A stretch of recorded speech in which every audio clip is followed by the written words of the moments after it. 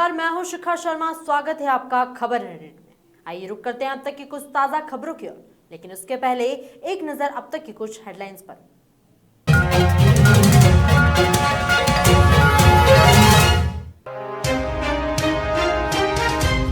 खटीमा में अतिक्रमण हटाओ अभियान जारी, अतिक्रमण को लेकर प्रशासन हुआ सख्त।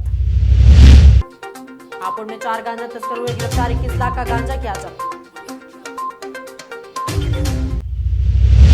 सेक्स रैकेट मामले में हुआ नया खुलासा, मुख्य आरोपी से हो रही पूछताछ।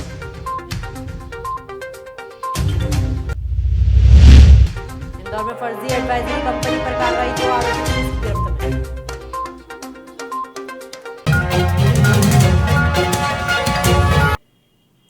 सीमांत नगर पालिका खटीमा में हाईकोर्ट के आदेश पर रात में भी अतिक्रमण हटाओ अभियान चलाया जा रहा है। हाईकोर्ट द्वारा नगर पालिका अधिशासी अधिकारी को 1 हफ्ते में अतिक्रमण हटाने के निर्देश दिए गए थे, जिस वजह से सीमा समाप्त होने के कारण पोकलैंड लेकर रात में ही प्रशासन अतिक्रमण हटाने पहुंचा। बता दें, उधम सिंह नगर जनपद की सीमांत नगर पालिका खटीमा में विगत कुछ समय से हाईकोर्ट में दाखिल पीआईएल पर हाईकोर्ट द्वारा स्थानीय प्रशासन और नगर पालिकाओं को दिए गए निर्देश के आधार पर पूर्व में चिन्हित किए गए 407 अतिक्रमण को हटाने की कार्यवाही चल रही है। नगर पालिका अधिशासी अधिकारी धर्मांद्र शर्मा द्वारा हाईकोर्ट में एफिडेविट देकर 460 में से 400 अतिबल हटाने की जानकारी दी गई थी, जिस पर हाईकोर्ट ने बाकी बचे अतिक्रमण को 1 सप्ताह में हटाने के निर्देश दिए थे। नगर पालिका अधिशासी अधिकारी को हाईकोर्ट में नगर पालिका द्वारा अतिक्रमण हटाने की अब तक की कार्यवाही की प्रगति रिपोर्ट पेश करनी है, जिसके चलते रात्रि 10 बजे अधिशासी अधिकारी नगर पालिका खटीमा और तहसीलदार खटीमा के नेतृत्व में नगर पालिका और स्थानीय प्रशासन की टीम ने बाकी बचे अतिक्रमण को पोकलैंड की मदद से तोड़ना शुरू कर दिया है। सबसे पहले स्थानीय प्रशासन की टीम ने पोकलैंड की मदद से 3 मंजिला कुणाल कॉम्प्लेक्स को तोड़ना शुरू किया और इसके बाद बाकी बचा अन्य अतिक्रमण हटाया जाएगा। वहीं खटीमा नगर पालिका अधिशासी अधिकारी धर्मांद्र शर्मा का कहना है कि हाईकोर्ट के आदेश पर खटीमा में अतिक्रमण हटाया जा रहा है। रात्रि में भी अतिक्रमण अभियान चलाया जा रहा है। हटाते हटाते हम यहाँ पर तक पहुँचे, क्योंकि उनकी दुकान में सामान रखा हुआ था और वो खाली करने में इतना समय लग गया, इसलिए उनका समय जो है पीछे हो बिल्कुल हटाए जा रहे हैं। माननीय न्यायालय के आदेश पर ये हटाए जा रहे हैं। शुक्रवार को धार जिले के कुक्षी तहसील अंतर्गत छोटा पावागढ़ के नाम से प्रख्यात गेबी ठानाट मठ में 12 ज्योतिर्लिंग और 52 शक्ति और 2 भैरवनाथ के मंदिर निर्माण हेतु भूमि पूजन का कार्य कथावाचक श्री श्री 1008 उत्तम स्वामी जी के हाथों द्वारा संपन्न हुआ। बताया जाता है कि आज से 35 वर्ष पूर्व यहाँ किसी भी प्रकार से कोई आता जाता नहीं था, लेकिन आज यहाँ का वातावरण बिल्कुल बदल गया है। यहाँ दुर्गा माता मंदिर निर्माण किया गया और पास में मठ में कई देवी देवताओं की स्थापना कर भक्तों के आने जाने का सिलसिला प्रारंभ हुआ। इस जगह को छोटा पावागढ़ इसलिए कहा जाता है क्योंकि यहाँ पर सदियों पूर्व गुरु गोरखनाथ मुच्छिदरनाथ नवनाथ ने महाकाली की उपासना कर इस मठ की स्थापना की थी, जो छोटा पावागढ़ के नाम से प्रख्यात हुआ है। गेवीनाथ मठ कटनेरा और निशापुर के बीच मध्य है और सन 81 में गेवीनाथ मठ में रहते हुए ऊपर माता जी का मंदिर बनाया। साथ ही दोनों नवरात्रि धूमधाम से मनाई। कई वक्ताओं के भागवत कथा हुई और जिसमें परम पूज्य ध्यान योगी महर्षि उत्तम स्वामी जी की यहाँ पे 4 बार कथा हो चुकी है और पूरे आसपास के क्षेत्र जुड़े हुए हैं। आगामी मेरे को यहाँ से प्रेरणा मिली है 52 शक्तिपीठ, 12 ज्योतिर्लिंग और 2 बड़े भगवान जी की मूर्ति की प्राण प्रतिष्ठा की योजना मैंने बनाई है। इस योजना के अंदर ये है कि मैंने 2007 में 108 भागवत कथा कराने का संकल्प लिया था। उसमें से 96 कथा मेरी हो चुकी है, जिसमें से 30 कथा 35 कथा मेरी धार्मिक क्षेत्रों में हुई है। बाकी मेरी थानला, झाबुआ, मेघनगर, खवासा, रतलाम, नामली, मंदसौर है ना, काकड़वानी, परोलिया, राजघाट, बड़वानी, यहाँ भी सब हुई है कथा उनकी। तो कहीं 2-2 बार हुई और कहीं 3-3 बार हुई है। वहाँ के गुरु भाइयों से अपन ने आज तक 1 रुपया नहीं मांगा। और इस कार्यक्रम के लिए मैं जाऊँगा। इस कार्यक्रम की मैंने एक राशि तय करी है, 1,51,000 रुपया। उसमें मंदिर भी बनेगा, मूर्ति भी आएगी और जो जजमान बनेगा उसका। उत्तर प्रदेश जनपद हापुड़ के थाना सिंभावली पुलिस ने देर रात को चेकिंग के दौरान मुखबिर की सूचना पर 4 गांजा तस्कर गिरफ्तार किए हैं, जिनके कब्जे से 2 क्विंटल 25 किलोग्राम गांजा और एक डाक पार्सल लिखी हुई आयसर कैंटर गाड़ी समेत हिरासत में ले ली गई है। जानकारी के अनुसार सिंभावली थाना प्रभारी राहुल चौधरी ने बताया कि पुलिस देर रात को नेशनल हाईवे 9 पर स्थित गांव सिखेड़ा के पास में चेकिंग कर रही थी। तभी गाजियाबाद की ओर से गजरोली की ओर जा रही एक डाक पार्सल लिखा हुआ आयसर कैंटर ने पुलिस को देखकर वहां चालक ने गाड़ी तेज रफ्तार में दौड़ा दी, जिसको पुलिस ने घेराबंदी कर दबोचा और 2 क्विंटल 25 किलोग्राम गांजा बरामद किया है, जिसका खुलासा एसपी हापुड़ राजीव कुमार जादौन ने करते हुए पुलिस टीम को 10,000 का इनाम भी देने की घोषणा की है। क्या मामला सर? थाना सिंभावली ने एक अच्छा गुड वर्क किया है। इन्होंने लगभग 20 लाख रुपए का गांजा पकड़ा है, जो कि एमपी से एनसीआर में सप्लाई के लिए लाया जा रहा था, जिसमें 4 लोगों की गिरफ्तारी की गई है और शेष अभियुक्तों की धरपकड़ जारी है। और पूरा प्रयास ये रहेगा कि जो ये सप्लाई चेन इनकी है एमपी से लेकर एनसीआर, उसको बस्ट किया जाए। सर, बताया जा रहा है कि जो ये गांजा तस्कर हैं, ये मध्य प्रदेश के भोपाल से गांजा यहाँ पर लाते थे, एनसीआर में करते थे। जो मास्टरमाइंड है वो भी फरार है इसमें। पूछताछ में प्रकाश में आया कि ये भोपाल से चले थे। हो सकता है कि और साउथ से ये लोग आ रहे हैं गांजा लेके, क्योंकि गाजियाबाद में जो घटनाएं आई थी प्रकाश में, जो हम लोगों ने गांजा वहाँ पकड़ा था, वो कुछ गांजा विशाखापट्टनम से आ रहा था और कुछ गांजा उड़ीसा से आ रहा था। तो पूरा हम लोग काम करेंगे इस पे, और जहाँ से भी आ रहा होगा वहाँ पे भी कार्रवाई करेंगे। सर, पुलिस मध्य प्रदेश के इंदौर में पिछले दिनों पुलिस द्वारा मुखबिर की सूचना के आधार पर एमआईजी लसूड़िया व विजयनगर में संयुक्त कार्रवाई करते हुए एक अंतर्राष्ट्रीय सेक्स रैकेट का खुलासा किया था, जिसमें करीबन 30 युवतियां व कई युवकों को पकड़ा गया था, जिसके मुख्य आरोपी को पुलिस द्वारा दिल्ली से गिरफ्तार किया गया था। मुख्य आरोपी से पुलिस की पूछताछ में कई खुलासे सामने आए हैं। इंदौर के पूर्वी थाना क्षेत्र लसूड़िया, विजयनगर और एमआईजी के अधिकारियों के निर्देशन पर टीम गठित करते हुए अंतर्राष्ट्रीय सेक्स रैकेट में संलिप्त कार्रवाई की गई थी। कार्रवाई के दौरान करीबन 30 युवतियों को मौके से सेक्स रैकेट संचालित करने वाले लोगों चंगुल से छुड़ाया गया था, जिनमें से करीब 3 लड़कियां पूछताछ में बांग्लादेशी पाई गई थी। वहीं पुलिस ने कई पूछताछ करते हुए इसी गैंग से जुड़े हुए फर्जी आधार कार्ड व अन्य दस्तावेज बनाने वाली गैंग को भी पकड़ा था। इसी को लेकर पुलिस द्वारा दबिश देते हुए दिल्ली से सागर जैन उर्फ सेंडो नामक व्यक्ति को गिरफ्तार कर पुलिस इंदौर लेकर आई थी। पूछताछ में सागर जैन ने कई अहम खुलासे किए हैं। सागर जैन सेक्स रैकेट के साथ साथ प्रतिबंधित दवा एमडी का भी कारोबार करता था। बता दें, इस दवा का उपयोग यौन उत्तेजना बढ़ाने के लिए किया जाता है। जैसा आपको मालूम है, थाना विजयनगर, एमआईजी और लसूड़िया में इस संबंध में पुलिस ने कई प्रकरण दर्ज किए हैं और इन्हीं प्रकरणों में कई सारे व्यक्तियों को गिरफ्तार किया है। इन प्रकरणों में लगभग 30 लोगों को पुलिस अभी तक गिरफ्तार कर चुकी है और इसमें 22 युवतियां जिनको इस देह व्यापार के गंदे धंधे में धकेल दिया गया था, इनको पुलिस ने रेस्क्यू किया है। सागर जैन भी इसी गैंग का एक हिस्सा था, जो देह व्यापार के लिए युवतियों को बाहर से बुलाता था और इसके साथ ही ये नशे के भी काम करते थे। एमडी और अन्य दवाएं जिसको कि लोग अपने यौन शक्ति को बढ़ाने के लिए उपयोग करते रहे हैं। तो इसमें भी पुलिस ने अभी कुछ लोगों को गिरफ्तार किया है। सागर जैन से पूछताछ करनी थी हमको देह व्यापार के संबंध में, तो पुलिस ने काफ़ी कार्रवाई की है। जो पूर्व से जितने रैकेट्स चल रहे थे, सारी रैकेट्स को पर्दाफाश किया है और आरोपियों को गिरफ्तार किया है। जहाँ तक नशीले पदार्थों के संबंध में है, इसमें हमें महत्वपूर्ण जानकारी मिली है सागर से। इसमें भी पुलिस इंदौर नारकोटिक्स विंग ने कार्रवाई करते हुए धार के बाईखेड़ा में एक किसान के खेत में कपास के साथ गांजे की खेती कर रहे किसान के यह नारकोटिक्स विंग ने दबिश देकर करीब 2 क्विंटल गांजे के पौधे के साथ पूरा खेत जब्त कर लिया है। पकड़ाए गए गांजे की अंतर्राष्ट्रीय कीमत 20 लाख रुपए बताई जा रही है। बता दें, नारकोटिक्स विंग को मुखबिर से सूचना मिली थी कि धार के बाईखेड़ा में एक किसान ने खेत में कपास की फसल के साथ में 2 क्विंटल से ज्यादा का गांजा बो के रखा हुआ था। सूचना मिलने पर इंदौर नारकोटिक्स विभाग की टीम ने छापा मारकर करीब 2 क्विंटल गांजा जब्त कर पूरे खेत को सील कर दिया है।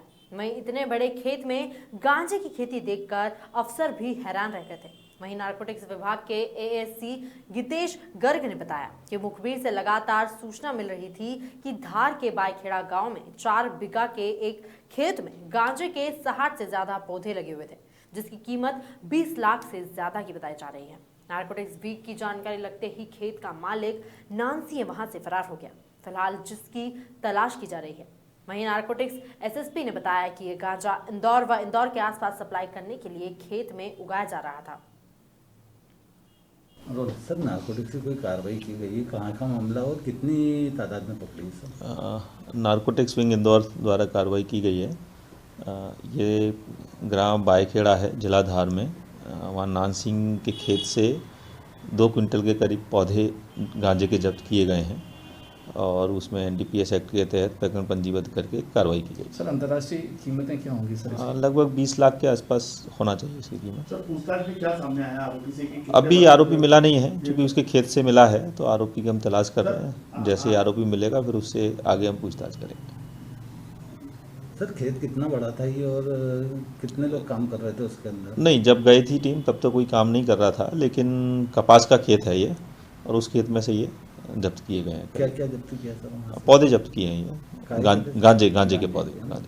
कितनी तादाद में होंगे सर? ये करीब 60 के करीब पौधे हैं और वजन इनका 2 क्विंटल के आसपास है, 200 किलो। किस तरह की कार्रवाई की जाएगी सर? एनडीपीएस एक्ट के तहत प्रकरण पंजीबद्ध किया गया है और उसमें विवेचना कर रहे हैं।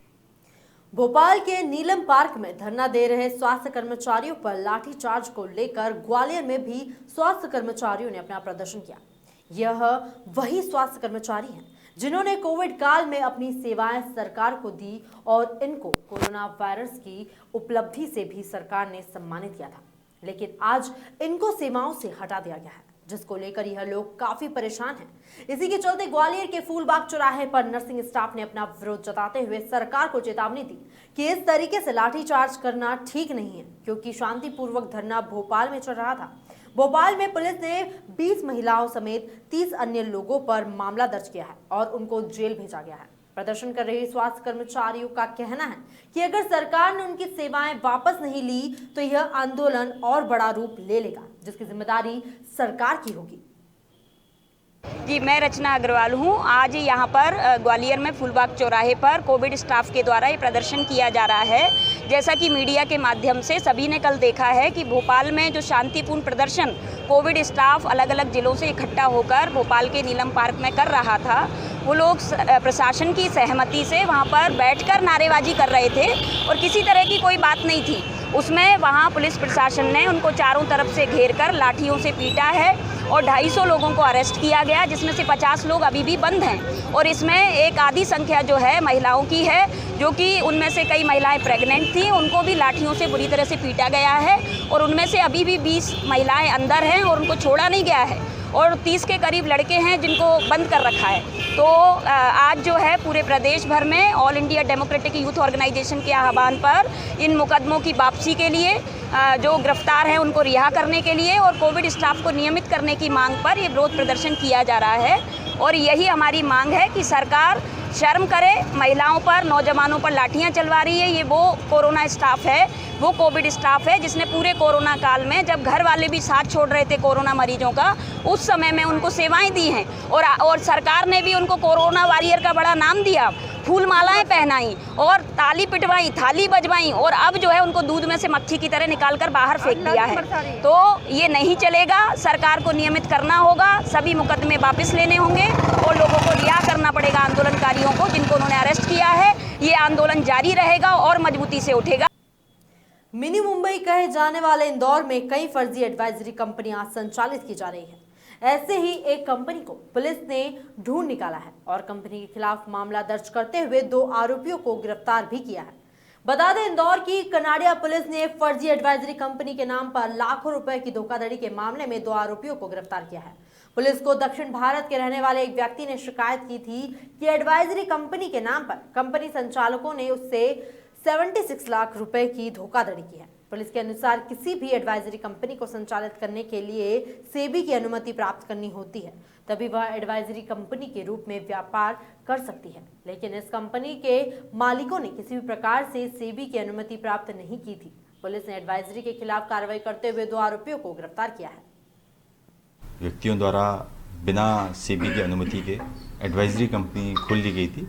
जो साउथ का एक आवेदक है, उसके साथ उसने धोखाधड़ी की है। उसको शेयर में पैसा निवेश कराने के नाम पर उससे 76 लाख रुपए उसके अकाउंट में डलवाए थे और उसके बाद ये व्यक्ति भाग गए थे।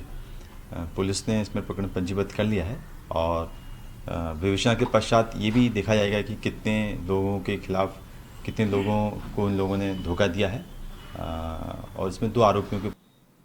प्याज की जोरदार आवक से भावों में आई गिरावट किसानों को भारी पड़ रही है। जो प्याज अब तक 70 रुपए प्रति किलो बिक रहा था, वो शुक्रवार को इंदौर शहर में सीधे आधे से भी कम होकर 10 से 30 रुपए प्रति किलो तक पहुंच चुका है। वहीं पुराना प्याज 30 से 40 रुपए बिक रहा था, वो इस समय 2 से 4 रुपए प्रति किलो पर आ गया है। इसी के चलते किसान काफी परेशान हैं। नहीं करना भी नहीं चाहिए। यदि ऐसा ही ध्यान किसान पे यदि सरकार देती है तो इससे बेहतर है व्यापारी की नौकरी करे। जो मंथली पैसा मिलेगा उसमें उसका घर जरूर चलेगा। इसमें तो मुश्किल है, घर चलाना मुश्किल है, बच्चों की शिक्षा की ओर ध्यान देना तो बहुत मुश्किल है, हो नहीं पाएगा। अचानक से भाव पहले कई 100 रुपए किलो तक हो गया था, ये 8-10 रुपए किलो कैसे आ गया? सरकार ने आयात पे ध्यान दिया है, निर्यात पे ध्यान नहीं दिया। भारत मतलब क्या चाहता है कुछ समझ में नहीं आता। सरकार क्या चाहती है? जब किसान का माल आता है, उसको भाव मिलता है, दाम मिलता है, अच्छा से वो प्रोग्रेस करने लगता है, तो किसान उस ओर ध्यान देती है कि निर्यात रोक के आयात बढ़ाती है। तो किसान हित में यदि कुछ काम होता है तो उसको क्यों छोड़ देते हैं और मंच से बोलते हैं कि हम किसान हित का काम करेंगे। कब और कैसे होगा पता नहीं। युवा पीढ़ी तो जब तक बहुत पीछे निकल जाएगी, कोई किसानी पे ध्यान नहीं देगा। आपका शुभ नाम बताओ। अजय कुशवाहा, मैं खरगोन डिस्ट्रिक्ट से हूँ, गाँव मेरा मांगरूल। इंदौर एयरपोर्ट को एक नई सौगात मिली है। दरअसल कोरोना के बाद जिस तेजी से हवाई यात्रा बढ़ी है, उसको देखते हुए यात्रियों की सुविधा देने के लिए एयरबिज का उद्घाटन इंदौर सांसद शंकर लालवानी द्वारा किया गया। इस दौरान एयरपोर्ट संचालय में भी मौजूद थे। सांसद शंकर लालवानी ने एरोब्रिज को मध्य प्रदेश के लिए बड़ी सौगात बताया है। साथ ही आने वाले समय में 2 और एरोब्रिज इंदौर को मिलने वाले हैं। उन्होंने साथ ही यात्रियों के लिए ऑटोमेटिक पार्किंग भी लगाई गई है। इसके पहले सांसद लालवानी ने पत्रकारों को बताया कि इस नई ऑटोमेटिक पार्किंग भुगतान मशीन द्वारा यात्री जितने देर यहां रुकेंगे उतना ही उन्हें भुगतान करना होगा। यह सुविधा पहले मुंबई और बेंगलुरु में थी और अब तीसरा शहर इंदौर बना है। वहीं कोरोना का आज के बाद से एयरलाइंस में उड़ानों में आई कमी को लेकर एयरपोर्ट डायरेक्टर अरिमा सन्याल ने कहा कि फिलहाल 50 उड़ानें प्रतिदिन यात्रियों के लिए आने जाने के लिए हो रही है। मार्च में बंद होने के पहले करीब 100 उड़ानें प्रतिदिन इंदौर से प्रसारित होती थी, जिसमें लगभग 9,500 यात्री हवाई सफर करते थे और 100% यात्रा और उड़ानें होती थी। फिलहाल कोरोना काल में इसका आंकड़ा 75% के आसपास हो गया है। वहीं कोरोना वैक्सीन आने के बाद हवाई यात्री और एयरलाइंस आंकड़ा बढ़ने के अनुमान लगाए जा रहे हैं और आने वाले दिनों में उड़ानें भी बढ़ाई जा सकती है। इंदौर एयरपोर्ट पे एरो ब्रिज जो कि तीसरा एरो ब्रिज है और जिस प्रकार से धीरे धीरे हवाई जहाज की हमारे एरोप्लेन की संख्या बढ़ रही है, यात्रियों की संख्या बढ़ रही है, तो उसकी सुविधा देने के लिए देखिए इसमें समय भी कम लगता है और सीधे अप्रोच वहाँ होती है, न लेटर लगाना पड़ती है न कनेक्टिविटी लगाना पड़ती है, सीधे आप एरो ब्रिज से आ सकते हैं।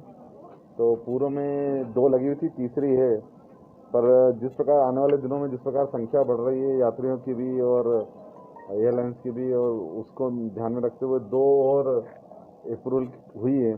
मुझे लगता है कि अब ये 2 जो बन जाएगी तो उसमें लगे 5 हो जाएगी। एक मीडियम साइड एयरपोर्ट के लिए सबसे अच्छी सौगात है और सबसे ज़्यादा सौगात है इंदौर जो 2 टायर सिटी है उसके हिसाब से। एक तो वो दूसरी जो सुविधा मिली है वो ये मिली है कि यहाँ पर पार्किंग को लेकर जो थी, पार्किंग को लेकर यहाँ एक ऑटोमेटिक मशीन लगाई गई है कि जो कि ये जितनी देर आप रुकेंगे उतना पेमेंट करना पड़ेगा। और ये भी पूरे देश में बम्बई और बेंगलोर के बाद हमारा इंदौर तीसरा शहर है जहाँ है लोगों को खड़े रह के ये बहस नहीं करना पड़ेगी कि आधा घंटा हुआ कि 1 घंटा हुआ कि 2 घंटा हुआ, कितने पैसे दूँ। मशीन ऑटोमेटिक करेगी और उसमें आप चाहें तो कैश भी कर सकते हैं और कार्ड के माध्यम से भी कर सकते हैं। तो ये बहुत ही अच्छी सुविधा है। और आज एक एयरलाइंस भी आने वाली है दोपहर को, वो भी उसका बेस इंदौर रहेगा, वो भी नई एयरलाइंस है, उनका भी हम स्वागत करते हैं। तो धीरे धीरे एयर कनेक्टिविटी बढ़ रही है। माननीय प्रधानमंत्री जी ने जिस प्रकार कहा था कि लोग अब, पहले ऐसा था कि सफ़र जो हवाई जहाज़ में सफ़र था वो बड़े लोगों का था, लेकिन उन्होंने कहा अब हवाई जहाज़ का सफ़र आम लोगों के लिए, जो हवाई चप्पल पहनता है वो हवाई जहाज़ में बैठ सकता है। ये माननीय प्रधानमंत्री ने कहा था। और उन्होंने इस बार के बजट में भी कहा था कि छोटे छोटे शहरों में कनेक्टिविटी दी जाएगी ताकि लोग जल्दी एक स्थान से दूसरे स्थान पहुँचे। जो नई एयरलाइंस आ रही है वो हमारे मध्य प्रदेश के 2-3 शहरों में कनेक्टिविटी होगी। तो मुझे लगता है यहाँ के लोगों के लिए, मध्य प्रदेश के लिए बहुत अच्छी सौगात है, खास करके इंदौर के लिए एक नई सौगात है। आज फ्लाई बिग एयरलाइंस का प्रूविंग फ्लाइट है जिसके अंदर DGCA के अधिकारी और उनकी खुद के अधिकारी होंगे। प्रूविंग फ्लाइट ऐसे विशेष फ्लाइट होते हैं जिसको प्रचालन की दृष्टि में कुछ सरप्राइज दिया जाता है और देखा जाता है कि वो सब ठीक से कर पा रहे हैं कि नहीं प्रचालन। तो फ्लाइट हैदराबाद से उड़ चुकी है अभी। वो हैदराबाद से नागपुर उतरेगी, नागपुर से भोपाल के ऊपर रहते हुए इंदौर डाइवर्शन करते हुए यहाँ करीब 3 बजे आएगी। पहले इनको 1 बजे आना था और ये प्रथम, क्योंकि उन्होंने इंपोर्ट करने के बाद ये प्रथम यहाँ पे प्रूविंग फ्लाइट आएगी और प्रूविंग फ्लाइट की DGCA का एक्सेप्टेंस होने के पश्चात मेरे ख्याल से ये लोग DGCA को अपने शेड्यूल प्रदान करेंगे और शेड्यूल के एक्सेप्टेंस के बाद ये फ्लाइट चालू हो जाएगी। तो ऐसे करके आज, क्योंकि मेरे ख्याल से आज 4 तारीख है ना, आज 4 तारीख है, तो मैं ये समझती हूँ कि दिसंबर या नए साल में हमारे फ्लाई बिग एयरलाइंस एक बड़ा उड़ान भरेगी। और खुशी की बात है कि मध्य प्रदेश की छोटी शहरों को भी ये लोग लिंक करने वाले हैं। मैंने खास करके मेरे तरफ से, क्योंकि बार एसोसिएशन ने हमको लिखित में दिया था, मैंने जबलपुर की बात भी उनको कही है। तो आशा करती हूँ भोपाल जबलपुर ये कनेक्ट करेगी। तो इनकी यहाँ पे बेस ये लोग कर रहे हैं, तो आने वाले समय में 5 फ्लाइट यहाँ रहेगी। तो 5 फ्लाइट लेकर ये विभिन्न शहरों में प्रचालन करें। 4 दिसंबर 1890 को अंग्रेजों ने अमर शहीद टंटिया मामा को फांसी पर चढ़ाया था। शहीद टंटिया मामा ने अंग्रेजों के छक्के छुड़वा दिए थे। अंग्रेजों ने उस समय उन पर 10,000 से ज्यादा का इनाम रखा था और 4 दिसंबर शहीद दिवस के रूप में मनाया जाता है। इस पुण्यतिथि पर प्रदेश के कैबिनेट मंत्री उषा ठाकुर पाताल पानी स्थित टंटिया मामा के स्मारक पहुंची और उनकी प्रतिमा पर माल्यार्पण कर नमन किया। इस अवसर पर टंटिया मामा के वंशज भी वहां पर मौजूद थे। इस दौरान मां काली का पूजन किया गया और हवन में भी आहुति देकर आरती की गई। वीर शहीद टंटिया मामा जो हमारे आराध्य हैं, पूजनीय हैं, जनजाति ही नहीं संपूर्ण भारत का जो गौरव है, आज उनका शहादत दिवस है और इसीलिए इस पावन स्थल पर आज कार्यक्रम आयोजित किया। उनके परिवार के 5वीं पीढ़ी, उनके पोते जिनसे भी आपने परिचय प्राप्त किया, वो सब यहाँ आज आमंत्रित किए गए, उनको बुलाया गया है। जी यहाँ कार्यक्रम है, टंटिया मामा का आज स्मरण किया जाएगा और जनजाति समाज कैसे उनको अपनी प्रेरणा बनाए। जैसे मामा ने अपना सर्वस्व तन मन धन पूरा जनजाति ही नहीं हर गरीब व्यक्ति की मदद के लिए वो सदैव तत्पर रहते थे। उनको इंडियन रॉबिन हुड, मैं सोचती हूँ ये भी संज्ञा उनके लिए बहुत छोटी है। उन्होंने सदैव गरीबों का, बेटियों का ब्याह जो आज वर्तमान भारतीय जनता पार्टी की संवेदनशील सरकार ने शुरू किया, वो टंटिया मामा उस जमाने में करते थे। और टंटिया मामा के जहाँ तक उनका परिचय था, आत्मीयता थी, कोई एक आदमी भूखा नहीं रह सकता था, ये टंटिया मामा का प्रण था। और इन सब सुंदर बातों से अवगत कराने वाले हमारे अपने बड़े भाई जगदीश जी जोशीला जी, वो ही मुझे टंटिया मामा के पोतों के घर तक लेकर गए। वो आज हमारे बीच में मौजूद हैं। जगदीश जी, आप भी इधर पधारे, मेरा निवेदन है जी। जगदीश जी इस परिवार से रिलेटेड नहीं है, पर जगदीश जी की ये महानता है। मैं कहूँ ये देश ऐसे ही समर्पित लोगों के कारण, शहीदों की, क्रांतिकारियों की स्मृतियां आज चैतन्य हैं। संस्कृति विभाग यहाँ पर टंटिया मामा का मंदिर और जिनकी वो आराधना करते थे, माँ काली, माँ शबरी, इनके मंदिर बनेंगे और जनजाति संग्रहालय का सुंदर स्वरूप यहाँ पर दिखाई देगा, जिसमें हम जनजाति समाज का रहन सहन, उनके रीति रिवाज, उनकी पावन परंपराओं से पूरा देश दुनिया अवगत हो सकेगी। ये बहुत पुरानी परंपरा है कि जब भी ट्रेन यहाँ से निकली तो ऐसी सुना किंवदंतियों में कि ट्रेन आगे नहीं बढ़ पाई। फिर जब सारे तथ्य और प्रमाण निकाले गए तो यहाँ की जितनी जनश्रुतियाँ थी, उन बड़े बुजुर्गों ने कहा कि यहाँ शहीद टंटिया मामा आराधना स्थल है ये उनका। यदि आप उनको सलामी नहीं देंगे तो आपकी ट्रेन आगे नहीं बढ़ पाएगी। तभी से भारत सरकार में ये परंपरा तय हुई कि हर ट्रेन यहाँ पहले सलामी देती है, ब्रेक लगाती है, उसके बाद ही वो आगे की और अपने गंतव्य। पुलिस ने अवैध शराब के खिलाफ कार्रवाई करते हुए 98 पेटी अवैध शराब से भरी गाड़ी को पकड़ा है। साथ ही 2 आरोपियों को गिरफ्तार भी किया है। एसएसपी अमित तोलानी ने बताया कि मानपुर रोड पर 2 लोग टाटा एस वाहन में भरकर देशी और विदेशी शराब लेकर जा रहे थे। उस गाड़ी को पुलिस ने जवानों ने रोककर तलाशी ली तो उसमें से 98 पेटी अंग्रेजी एवं मसाला शराब टाटा एस गाड़ी में मिली। फिलहाल इस पूरे मामले की जांच की जा रही है। पुलिस इन बिंदुओं पर विशेष तौर पर जांच कर रही है कि यह शराब कहां से आ रही थी और आरोपी शराब कहां लेकर जा रहे थे। हालांकि इसकी बाजार में कीमत 5 लाख रुपए बताई जा रही है। एसएसपी अमित तोलानी ने बताया कि रात 3 बजे हमारे थाने के एसआई रविंद्र सागर के नेतृत्व में पुलिस जवान रात्रि गश्त पर तैनात था और उन्होंने अपनी बेहतरीन गश्त का प्रमाण दिया है। एसएसपी तोलानी द्वारा एसआई रविंद्र सागर सहित पुलिस जवान को इनाम से पुरस्कृत किया जाएगा।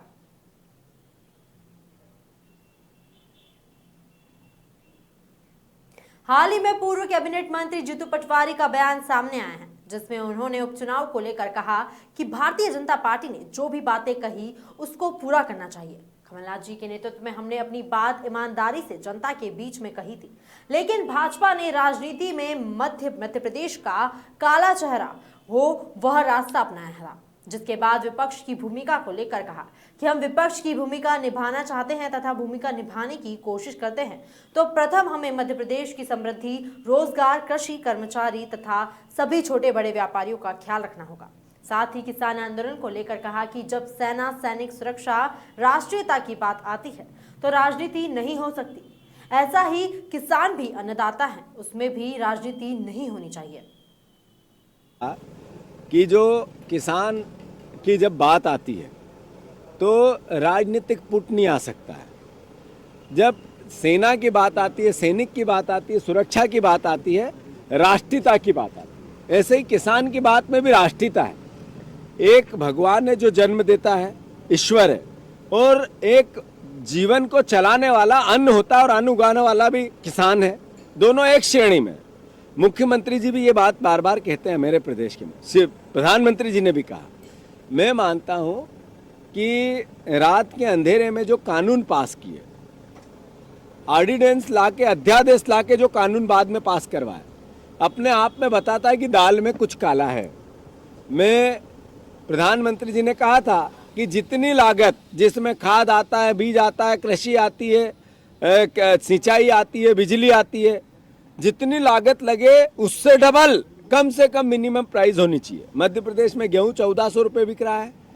मध्य प्रदेश के मुख्यमंत्री ने कहा कि मैं प्राइवेट मंडी खोलने का अध्यादेश इसी सत्र में लेके आऊंगा। तो कुल मिला के भारतीय जनता पार्टी पूरे देश को इस मामले में भ्रमित करना चाहती है, और किसान की जब बात आती है तो कांग्रेस और बीजेपी गौण हो जाती है या राजनीतिक भाव गौण हो जाते हैं। प्रधानमंत्री जी, देश का किसान इस अन्नदाता है, आपका और हमारा दोनों का शुभचिंतक है, देश का शुभचिंतक है। सकारात्मकता से उन मुद्दों पर बात होनी चाहिए जो किसानों की मांग है, उन पर काम होना चाहिए। हठधर्मिता किसी भी प्रकार की किसी भी सरकार के लिए ठीक नहीं। पुरस्कार वापसी पुरस्कार वापसी अगर दिए हैं, यानी एक खून पसीने से की तपस्या के 7 पुरस्कार मिलते हैं किसी व्यक्ति को और देता है, इन्हें उस वेदना को समझना चाहिए। प्रधानमंत्री मध्य प्रदेश के इंदौर स्थित एमवाय अस्पताल में हुए बच्चा चोरी के मामले में आरोपी महिला अभी तक पुलिस की गिरफ्त से कोसों दूर है। वैसे तो पुलिस इस पूरे मामले में सीसीटीवी खंगाल रही है और वाहन तलाशी में भी जुटी हुई है, लेकिन साथ में आरोपी महिला का 10,000 के इनाम को बढ़ाकर 20,000 करने की तैयारी की जा रही है। बता दें, कई खुफिया विभाग भी महिला की तलाश में जुटे हैं, जिसके चलते देखना यह होगा कि आरोपी महिला पुलिस की गिरफ्त में कब तक आती है। क्या अपडेट आया? बच्चा चोरी में अभी तक हमारी काफ़ी प्रयासों के बावजूद भी अभी तक सफलता नहीं मिल सकी है। इसमें अभी भी जो महिला आरोपी थी उसका कुछ पता नहीं लग सका है। हालांकि हम सभी एंगल्स पे काम कर रहे हैं। हमने सीसीटीवी फुटेज जितने भी आसपास के, बल्कि काफ़ी दूर दूर तक के चेक किए, लेकिन अभी तक उसका कोई सही पता ठिकाना नहीं लग पाने की वजह से अभी तक हमें कोई सफलता नहीं मिल सकी है। इसमें पहले मैंने इनाम घोषित कर दिया था 10,000 रुपये का, लेकिन अब हम डीआईजी साहब के पास प्रतिदिन भेज करके इस इनाम की राशि को 20,000 रुपये करवाने के लिए आज प्रस्ताव भेजेंगे। सर, ऐसा तो नहीं कि बच्चा मिलने के बाद पुलिस ठंडी हो गई आरोपी की तलाश में? नहीं, पुलिस ठंडी नहीं हो गई है। पुलिस अपना काम बराबर कर रही है और अभी तक इसमें सफलता नहीं मिली, और जब तक हमें सफलता नहीं मिलेगी तब तक हम इस मामले को ठंडा नहीं होने देंगे, लगातार गर्म करके रखेंगे और प्रयास करते रहेंगे। सर, काफी टीम भी लगाई हुई थी, कई थानों की पुलिस भी लगाई हुई थी, लेकिन तो आज भी महिला मसाला किंग धर्मपाल गुलाटी के जीवन के आखिरी कुछ पलों को संजोए हुए एक वीडियो इस वक्त सोशल मीडिया पर काफी वायरल हो रहा है, जिसमें वे अपने आखिरी समय में भी संगीत के जरिए अपना देश प्रेम व्यक्त करते हुए दिखाई दे रहे हैं। यह वीडियो वायरल होने के साथ साथ लोगों को काफी इमोशनल भी कर रहा है।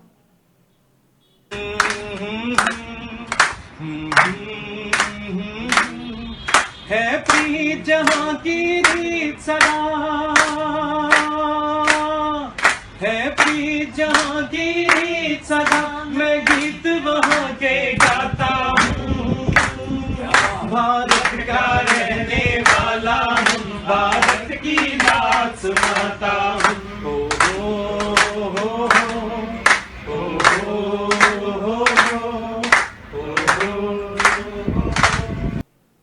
राजगढ़ जिले के दिव्यांगों ने विश्व दिव्यांग दिवस पर कलेक्टर कार्यालय में बैठक के माध्यम से दूर दराज से आए सैकड़ों दिव्यांगों की उपस्थिति में सबसे पहले सभी दिव्यांगों ने महामहिम राष्ट्रपति के नाम राजगढ़ एसडीएम को 6 सूत्रीय मांगों को लेकर ज्ञापन सौंपा है।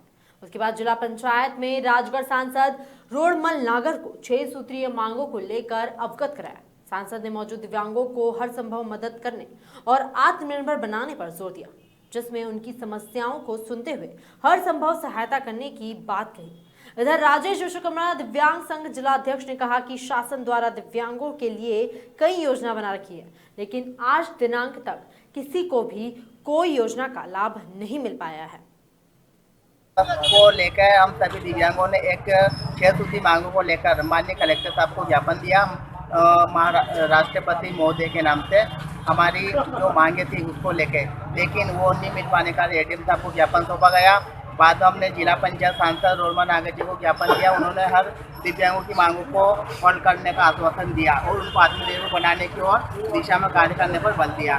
इसी के साथ में दिव्यांग संघ जिलाध्यक्ष राजेश विश्वकर्मा दिव्यांगों के लिए दिन रात कल्याण के लिए काम कर रहा हूँ और आगे तक करूँगा और हर दिव्यांग को योजना का लाभ मिले। फिलहाल खबरों में इतना ही। बने रहिए खबर 100 के साथ।